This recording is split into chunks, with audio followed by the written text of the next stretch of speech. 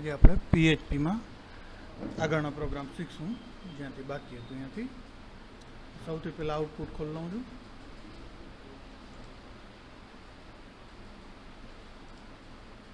ઝેમ્પ બંધ છે એટલે ઝેમ્પ ચાલુ કરી લઉં છું. પીએચપી માટે ઝેમ્પ કંટ્રોલ પેનલ ચાલુ હોવું જરૂરી છે. સ્ટાર્ટ અને સ્ટાર્ટ.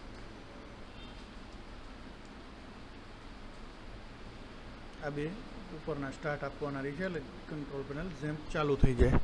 હવે આપણે અહીંયા એનું આઉટપુટ ખોલશું. Local host slash. હવે આ બે પ્રોગ્રામ અલગ એક ફોલ્ડરમાં છે એટલે એ ફોલ્ડર લઈ લઈને માધવ ને એમાં પ્રોગ્રામનું નામ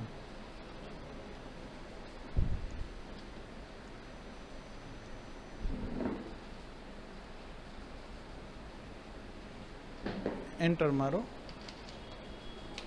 એટલે ખુલી ગયું. બરાબર. આ પ્રોગ્રામ નંબર 24 ખોલ્યો. હવે એનો કોડ એ પણ લઈ લઈએ આપણા સાથે, પણ પહેલાં આપણે શું થાય છે આનાથી એ જોઈ લઈએ. તો અહીંયા નામ કોઈ પણ એક ટાઈપ કરીએ છીએ, જેમ કે માધવ. ડેઝિગ્નેશનમાં કંઈ પણ પી આપી દો, પ્રોપોરાઇટર અથવા આખું પણ લખી શકાય છે. સેલરી બરાબર. આ કેટલા ટાઈમ લીવ લીધી ને ઓવર ટાઈમ કર્યો ને એ બધી વસ્તુ લખી. હવે કેલ્ક્યુલેટ ગ્રોસ સેલરી ઉપર ક્લિક કરીશ એટલે કેલ્ક્યુલેટ થઈ અને ગ્રોસ સેલરી ને વિગત બધી આવી ગઈ. તો આ જો શું જે બધી વિગત આવી M25માં આવી.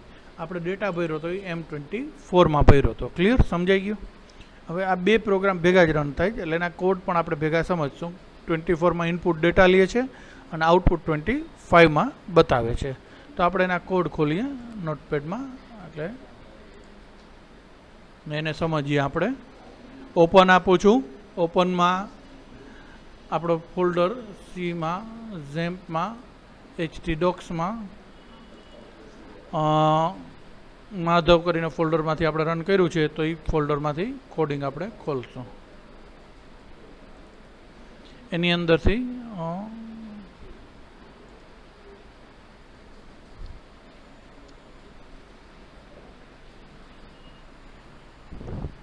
M24 ખોલવાનું છે. બરાબર.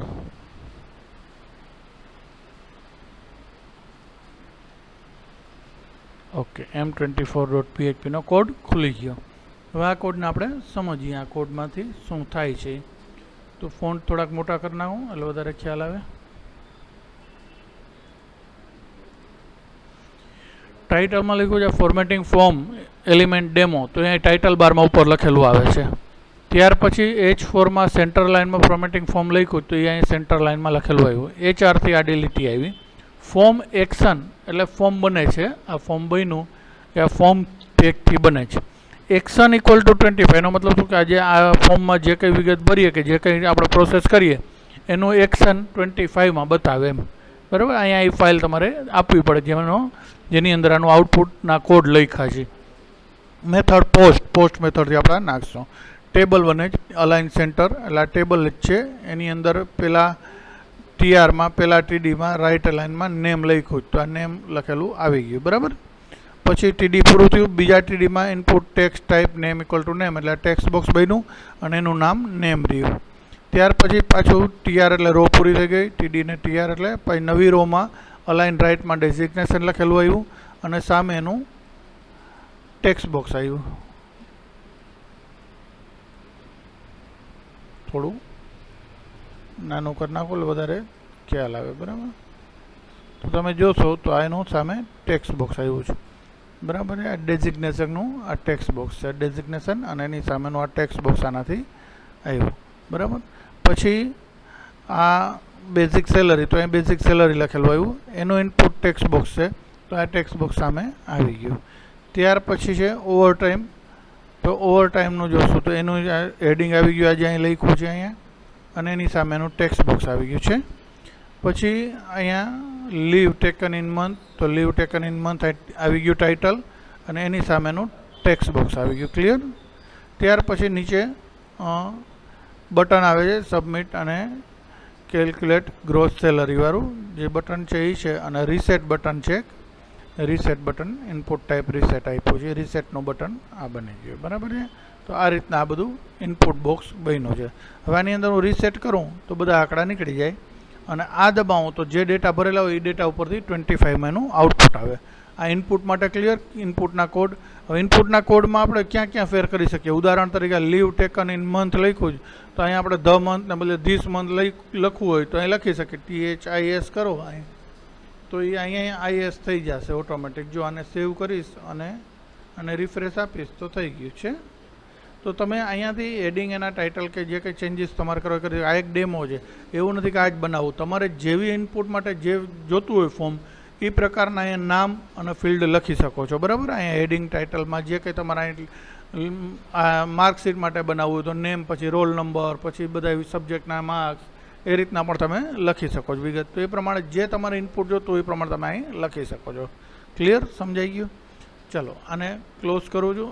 સોરી, આના પછીનો 25મો પ્રોગ્રામ ઓપન કરું છું. એ આઉટપુટવાળો હજી સમજાવવાનો બાકી છે એટલે એ સમજાવી દઉં.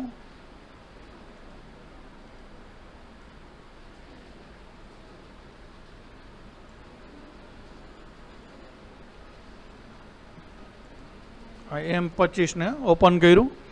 એની અંદર શું છે જોઈએ આપણે. તો આને હું આઉટપુટ માટે અહીંયા જસ્ટ એમને પાછો ડેમો ડેટા લખીને આઉટપુટમાં વયો જાઉં જેથી એના હારે કોડ આપણે સમજતા જાય.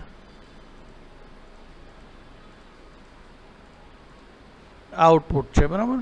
હવે આઉટપુટનો કોડ જોઈએ તો સેલરી કેલ્ક્યુલેશન સીટ ઓફ અહીંયા ઉપર ટાઇટલ બારમાં લખેલું હોય. PHPના કોડ શરૂ થયા. પોસ્ટ મેથડ લખ્યું છે. અહીંયા જે આપણા ફિલ્ડ હતા એ ફિલ્ડ અહીંયા આપ્યા જાવ. બાર નેમ લખ્યું હતું આપણે તો અહીં નેમમાં સ્ટોર થયું. ડેઝિગ્નેશન આ વેરિયેબલ ડોલર ડેઝિગ્નેશન બનાવ્યું એમાં સ્ટોર થયું. 2 અવર્સમાં સ્ટોર થયું. ઇન મંથ, બેઝિક સેલરી આ બધું સ્ટોર થાય. પછી આ 2 મનીમાં અવર્સ મલ્ટિપલ શો કરીને સ્ટોર થાય. ઇટ મનીમાં લીવ ટેકન મલ્ટિપલ 50 કરીને સ્ટોર થાય છે. ગ્રોસ સેલરીમાં બેઝિક સેલરી એટલે કે આ મૂળ પગાર જેનો હતો એ પ્લસ 2 મની એટલે કે જે ઓવરટાઈમ કર્યું હતું એ માઇનસ જે લીવ લીધી હતી એ બાદ બાકી થઈ અને જે વિગત આવી ગ્રોસ સેલરીમાં સ્ટોર થયું. જો ગ્રોસ સેલરી ઇક્વલ ટુ 0 હોય, માની લો એને કંઈ પગાર જ મળવા પાત્ર નથી તો અહીંયા લખેલું આવે કે બરાબર કે તમારા વર્કમાં ધ્યાન આપો, તમે આ વખતે કંઈ નથી મેળવ્યું એમ, નથિંગ ટુ અર્ન એવું લખેલું આવી જાય. પણ જો ગ્રોસ સેલરી 0થી વધારે હોય તો યુ હેવ આટલા સેલરી મળ્યું એવું અહીં લખેલું આવે. બરાબર છે. તો અહીંયા જે આ છે એ વસ્તુ અહીંયા આઉટપુટમાં આવી છે. ત્યાર પછી ટેબલમાં અલાઇન સેન્ટર એની અંદર TRTD સાથે આ જે છે બેકગ્રાઉન્ડ કલર ને એ આપ્યું છે પણ એની ઉપયોગ અહીંયા બેકગ્રાઉન્ડ કલરમાં જોશું તો કંઈ આવી નથી ઇફેક્ટ. તો એના માટે CSSના કોડ કે કંઈ યુઝ કરવાના થતા હશે એના કારણે પ્રોબ્લેમ આવ્યો છે. ચલો પછી અહીંયા આપણે જોશું તો સેન્ટરમાં વેલકમ ટુ આ તો વેલકમ લખેલું એવું. પછી નેમમાં માધવ અહીંયા નેમ છે એટલે માધવ આપણે એન્ટર કર્યું હતું તો અહીં વેલકમ માધવ એવું લખેલું આવી ગયું. બરાબર છે.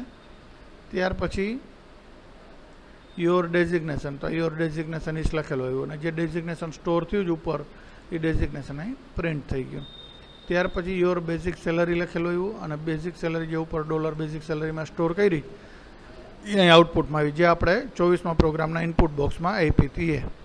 ત્યાર પછી your over time in hours એવું લખેલું અહીં આવ્યું અને જે કેલ્ક્યુલેશન છે એ કેલ્ક્યુલેશન બતાવી અહીંયાથી અને આપણને એની રકમ અહીં જોવા મળી ગઈ. ત્યાર પછી આ લીવ માટેનું કેલ્ક્યુલેશન બતાવી અને એની રકમ વિગત બતાવી આઉટપુટ. બરાબર છે. ત્યાર પછી ગ્રોસ સેલરી કેટલી થઈ છે સો ગ્રોસ સેલરી ઇક્વલ ટુ આટલા રકમ બતાવી અને એનું ફોર્મ્યુલા નીચે આપણે લખો જ પ્રમાણે સીધો અહીંયા બતાવ્યો. બરાબર. ત્યાર પછી સેન્ટરમાં વચ્ચે બેક ટુ હોમ પેજ એમાં જે 24 નંબરનો આપણો પ્રોગ્રામ છે એની લિંક મૂકી કે જેથી અહીંયાથી પાછું બીજા ડેટા ઇનપુટ કરવા માટે ક્લિક કરીને જઈ શકાય. તો અહીંથી ક્લિક કરીએ એટલે આગળના ફોર્મમાં આવી જશું. બરાબર.